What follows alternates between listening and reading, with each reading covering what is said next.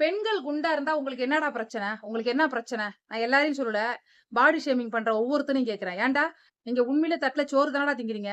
உண்மையிலே ஒரு தாய் வயித்துல ஒரு அப்பனுக்கு பொறந்த நீங்களா இருந்தீங்கன்னா, அடுத்த பெண்கள பார்த்து நீ குண்டா இருக்குன்னு பாடி ஷேமிங் பண்ணாதீங்க. ஒரு பெண்ணு வந்து Instagramல மெசேஜ் பண்ணியிருக்காங்க. சிஸ்டர் என்ன பெத்த அம்மா, அப்பா கூட என்ன திருமணம் பண்ணிக்க போறவரு கூட நீ ஏன் வெயிட்டா இருக்க? வெயிட்ட குறைன்னு சொன்னது கிடையாது. ஆனா நான் ஆஃபீஸ்க்கு போறேன். சென்னையில ஒரு ஆஃபீஸ்ல வொர்க் பண்றேன். பெரிய வொர்க் தான்.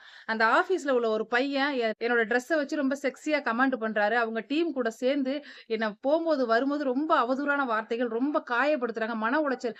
ஏன்டா இருக்கிறோம் செத்துறலாமான்னு என்ன தோண வைக்குது. அந்த அளவுக்கு என்ன தினமும் படுத்துறாங்க. என்னால வொர்க்ல உட்கார்ந்து கான்சன்ட்ரேஷன் பண்ண முடியல. அட கம்யூனிட்டி பயலுங்களா! நீங்க உட்கார்ந்து கம்ப்யூட்டர்ல தட்டிக்கிட்டு, அடுத்தவங்கள ஹர்ட் பண்ணிட்டு ஈஸியா ஏன்னா உங்களுக்கு அதோட வலி தெரியல. ஏன்னா உங்க ஓத்தா ஓப்பேல்லாம் உங்களுக்கு ஒழுக்கம், டிசிப்ளின், மனிதநேயம், மனசாட்சி, அடுத்தவங்கள காயப்படுத்தினா எவ்வளோ அது பாவம், அது எவ்வளோ கஷ்டம்.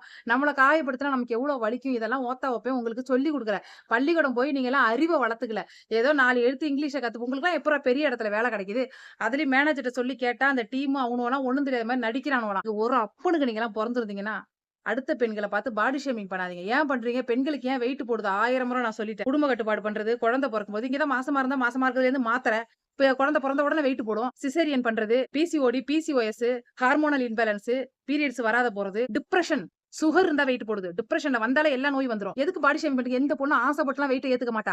அவளோட சூழ்நிலைமை இன்னைக்கு இல்ல லைஃப் ஸ்டைலு வெயிட் போடுது. நீங்க சோறு போட போறீங்களா? நீங்க சம்பாரிச்சு கல்யாணம் பண்ணி குடுக்க போறீங்களா? நீங்க நகை நட்டு குடுக்க போறீங்களா? அவங்களுக்கு நாளைக்கு உடம்பு சரியில்லனா நீங்க செலவு பண்ண போறீங்களா? நீங்க நாளைக்கு நல்லது கெட்டது வீடு வாங்கி குடுக்க போறீங்களா? நீங்க நல்லது கெட்டது பார்க்க போறீங்களா? கார், பங்களா நீங்க குடுக்க போறீங்களா? இல்ல. டிசிப்ளின் முதல்ல ஒரு மனுஷனுக்கு வேணும். நீ வேலை வந்தியா? நீ வேலைக்கு வந்தியா? வேலைய பார்த்தியா? வீட்டுக்கு போனியா இரு.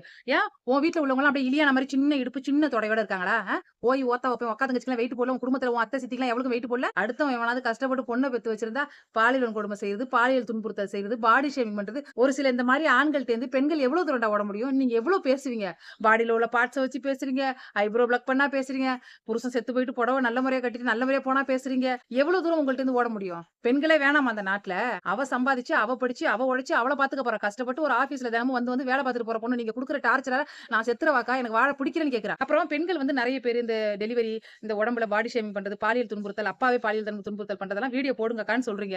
எல்லா ப்ரூஃபயும் எனக்கு அனுப்புறீங்க. ஆனா அத வீடியோல யூஸ் பண்ணாதன்னு சொல்றீங்க. நானும் நம்பிக்கையா இன்ன வரைக்கும் ஒரு பொண்ணோட ப்ரூஃப கூட நான் வீடியோல காமிச்சதில்ல. சில பேர் நெறைய கதைய சித்தரிச்சு பேசுறேன்னு சொல்றாங்க.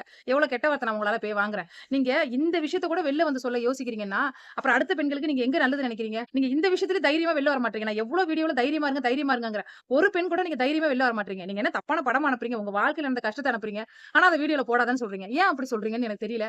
ஆனா இந்த மாரி பாடி ஷேமிங் பண்ற நீங்கலாம், ஒரு அப்பனுக்கு பொறந்திருந்தா அடுத்த பொண்ண பார்த்து பாடி ஷேமிங் பண்ணாதீங்க. உன் வீட்ல உள்ள பொட்டச்சி பொம்பளைங்கள பார்த்து பாடி ஷேமிங் பண்ணுங்க. சரியா?